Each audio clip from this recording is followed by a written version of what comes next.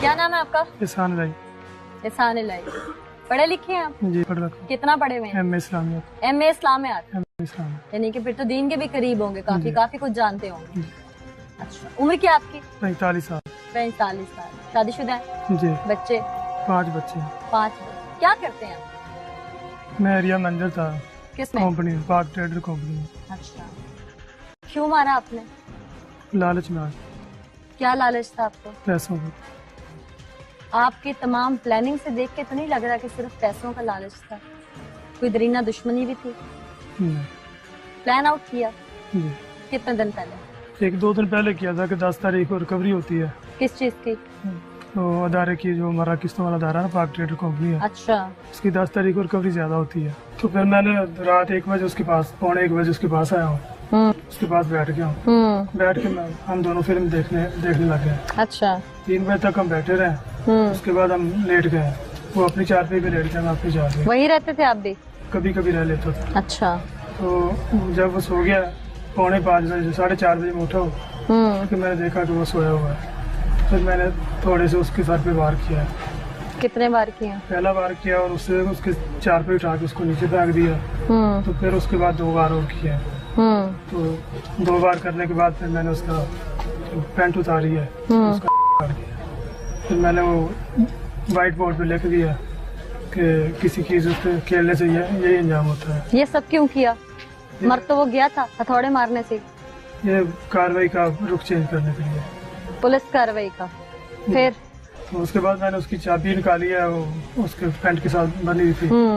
तो दराज से कैश निकाला है। कैश निकाल के मैं अपने घर चला गया। फिर मैंने वो आले कत्ल क्या किया उसका? उसको साफ करके उधर से वाशरूम से साथ ले गया। कहाँ रखा जाके? घर रखा जाके। कितने पैसे थे जो उठाए? 6.5 लाख रुपए। क्या किया उन पैसों को? जमीन खरीदी है।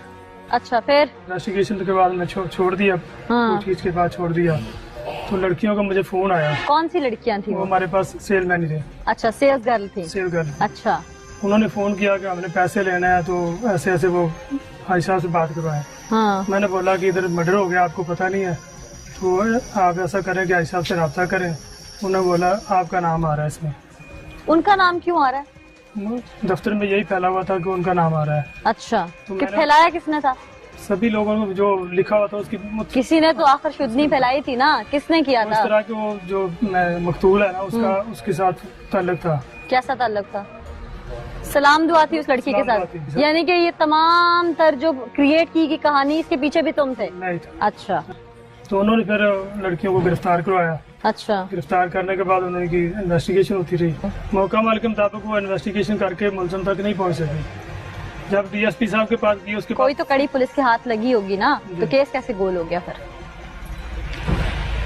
इसका मुझे नहीं पता। पता या बताना नहीं चाह रहे? नहीं, मुझे पता ही नहीं है। मैं क्योंकि मैं दफ्तर में रहता था, दफ्तर में ऐसी कोई बात नहीं होती थी कि केस कहाँ चल रहा है, क्या हो रहा है। अच्छा, फिर उसके बाद जो CIA के पास ये केस ट्रांसफर हुआ। अच्छा। तो CIA वालों ने मेरी जो मोबाइल ट्रेस किया है। तो मोबाइल ट्रेस करके क्यों, पहले पुलिस ने नहीं किया था? नहीं, पुलिस वालों के पास जो मोबाइल, उस वक्त मोबाइल बंद था। मेरा अच्छा। मोबाइल उस वक्त बंद। फिर आपने ऑन कर लिया? जी। कितनी देर बाद ऑन किया था मोबाइल इस वकूए के? 3 माह बाद। 3 माह बाद। तो जो हो गया सो मैंने कर दिया, लालच में आके कर दिया। सच बोल रहा हूँ, इसमें एक हरफ भी झूठ नहीं है। जो गलत। तो कौन सा इंसान हो? ये तो CIA ने जितना कुछ उगलवाया वो सब सच बोल रहे हो? जी। खुद से प्लान किया था डिजाइन सारा? तो देखिए, कौन कौन शामिल था इस डिजाइन में? अकेला ही था। अकेले बंदे का काम नहीं है। अकेला ही मैंने किया। अकेले उनको सोते हुए पार किया, अकेले को। किसी ने आते जाते भी नहीं देखा था रात उसके पास? नहीं देखा। आपका अपना बेटा कुचल के कोई आपके घर भेज दे, आपको कैसा लगेगा? बहुत दुख होगा। तो उसके वालिदैन का दुख समझ सकते हो? नहीं, उनके जीने का सहारा छीन लिया। मैं बुलाती हूँ उनको। वालिदैन को जरा भेजिएगा जी। नजर आया? नहीं होगा। अब क्या चाहते हो? अब मुझे सजा होनी चाहिए। होनी चाहिए सजा? क्या होनी चाहिए? सजा मौत होनी चाहिए। उसके बोर्ड पे लिखने से, तुम्हारे वो गैरत का नाम लिखने से नतीजा क्या निकला कि उस मकतूल के जनाजे पे कोई नहीं आया, उसकी फैमिली बदनाम हो गई, वो लोग कहीं मुंह दिखाने के काबिल नहीं रहे, पोते अपनी दादा को छोड़ के चले गए, बहू घर छोड़ के चली गई, सारे रिश्तेदार उनको लान तान करने तक आगे, कोई जनाजे में नहीं आया। इतना बुरा भी कोई किसी के साथ करता है? नाज़रीन, मुल्जिम ने तो तलख हक़ाइक़ अपनी जुबान से बयान कर दिए। मकतूल तो लुक़्मा अजल बना ही बना, लेकिन इसके साथ साथ कौन कौन से ऐसे लोग थे जिनको मोहरा बनाया गया और उनको इस्तेमाल करने की कोशिश भी की। ऐसे में कई ख़वातीन भी ज़ख्मी आई। असल में हुआ क्या था, ये आपको प्रोग्राम में दिखा। नाज़रीन, इस वक्त हमारे साथ फैसल अब्बास साहब मौजूद हैं, CIA शेखुपुरा से इंस्पेक्टर हैं और इस केस की चूंकि तफ्तीश अब CIA के हाथ में है, तो ये किस रुख पे बैठी है इसकी तफ्तीश, तो किस तरह से पुलिस ने फिर उगलवाया, CIA ने किस तरह से तफ्तीश को आगे बढ़ाया, उन्हीं से जानते हैं। फैसल साहब, CIA के पास केस ट्रांसफर होके आया तो ये मुल्जिम अरेस्ट हुआ, ये सारा माजरा क्या है? माजरा ये थे कि आज से तकरीबन कोई 3-3.5 माह पहले यहाँ पे एक हुआ था, ये मर्डर का क्राइम सीन था जहाँ पे सारे पुलिस ऑफिसर्स गए थे। तो वहाँ पे उसको इस तरह का उन्होंने क्राइम सीन जो था उसको इस तरह का रंग दिया हुआ था जैसे किसी की गैरत के साथ को मामला हुआ है। तो उस गैरत में आगे वो सारा ये हुआ है क्योंकि उसके अज़ा भी कटे हुए थे। अच्छा। और उसमें बोर्ड था, उस पर लिखा हुआ था किसी की इज्जत के साथ खेलेगा तो फिर गैरत में आगे लोग इसी तरह करते हैं, जो इसके साथ मैं कर रहा हूँ वो ठीक कर रहा हूँ। ये उसने बोर्ड पे जो मर्डर था उसने लिख दिया था। जो पुलिस की तफ्तीश का रुख जो था वो बुनियादी तौर पर इसी बात पे था कि कोई किसी की इज्जत के साथ खिलवाड़ किया होगा जिसकी वजह से हुआ, क्योंकि उस कंपनी में लड़कियां भी काम करती अच्छा। थी। फिर वो DPO साहब ने ये CA को ट्रांसफर कर दिया क्योंकि बिल्कुल ये सिटी का केस था और इससे एक पेंडिंग चल रहा था और वो मर्डर के लोकल पुलिस से हल नहीं हो रहा था, लोकल पुलिस से हल भी नहीं हो रहा था और ये था भी हाई प्रोफाइल।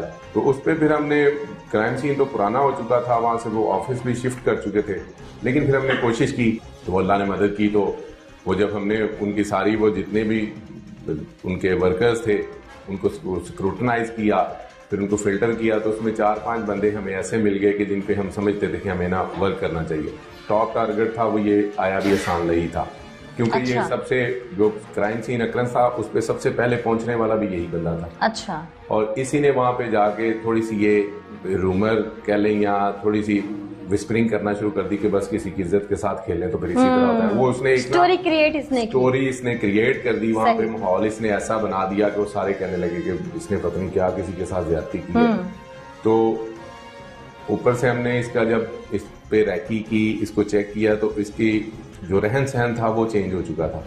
इसने एक जमीन खरीदी थी, उससे हमें जब पता चला कि जमीन खरीदी है इसने, हम वहां पे गए जिससे खरीदी थी उससे पूछा कि इसने कैसे जमीन लिया, तो इसने उसको बताया हुआ था जो एहसान लई है कि मेरे चचा का कोई बेटा बाहर है तो उसने पैसे भेजे हैं। कितने में खरीदी थी? वो इसने 7.5 लाख में। अच्छा। तो वो जब हमने चेक किया कि इसके कोई चचा का बेटा बाहर नहीं है, ना ही कोई इसको पैसे कहीं ना सोर्स ऑफ इनकम इसका कोई और है, सोर्स ऑफ इनकम इस कंपनी के अलावा वहाँ से ये ट्रेस हुआ, कोई और भी शामिल था इसकी प्लानिंग में? अभी इन्वेस्टिगेशन चल रही है। अच्छा। तो अगर कोई है शातिर और अभी ब्रेक नहीं हुआ मुकम्मल तौर पर, तो अगर कोई और शामिल हुआ तो इंशाल्लाह वो भी। अच्छा, तो जो फिर आला कत्ल था ये साथ लेके गया या ये उसी फैक्ट्री का था? जी, वो आला कत्ल ये लेके भी घर से ही आया था। अच्छा। वो हैमर था घरेलू इस्तेमाल करने वाला और वो एक खंजर था बड़ा सा, वो ये लेके साथ गया था और उसको इसने गेट से बाहर रख दिया था। जब ये रात को इकट्ठे पहले टीवी देखते रहे हैं, जब ये सो गए हैं तो ये 4-4:30 बजे के करीब उठा है। अच्छा। ये बाहर से जाके वो हैमर लेके आया और वो खंजर लेके आया, इसने सोए हुए के सर में वो जरब लगाई है। तो वो पहले बेचारा सोया हुआ था, ऊपर से फिर वो नोक वाली साइड से 3-4 जरबे लगाई हैं तो जिससे उसकी डेथ हो गई। दफात कौन कौन सी FIR में दर्ज हुई हैं? दफात FIR में जो थी वो पहले से थी 302, 34/34 PPC थी। जो पैसे वगैरह अब ऐड करेंगे इसमें। अच्छा, कौन सी ऐड करेंगे? अब हम इसमें 392 ऐड करेंगे। अच्छा। और 201 भी होगी। इसने शहादतें भी छुपाने की कोशिश की और वो सारी मतलब वो हम ऐड करेंगे। को जो है इसके लिए DPO साहब ने एक लीगल टीम भी तश्कील दे दी है जो बाकायदा लीगल डिपार्टमेंट से है, वो हमें गाइड भी करेगी। हम चाहते हैं कि इसमें कोई ऐसा लैकुना ना रह जाए, लेकिन इसमें जो सेक्शंस ऐड होंगे वो मैक्सिमम हम चाहते हैं कि इसको सजा मिले।